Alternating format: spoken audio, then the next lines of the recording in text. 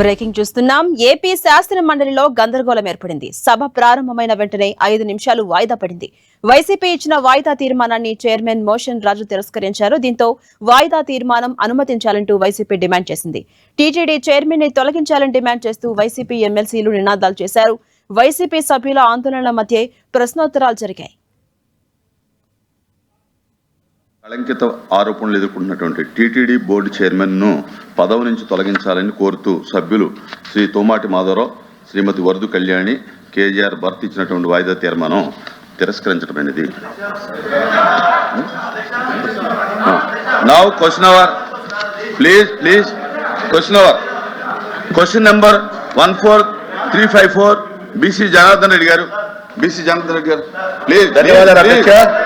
దయచేసి మరి ఓడరేవుల్ని ఎక్కువ అభివృద్ధి చేయడానికి కృషి చేస్తుంది అధ్యక్ష. అదేవిధంగా మనం ఈ రోజు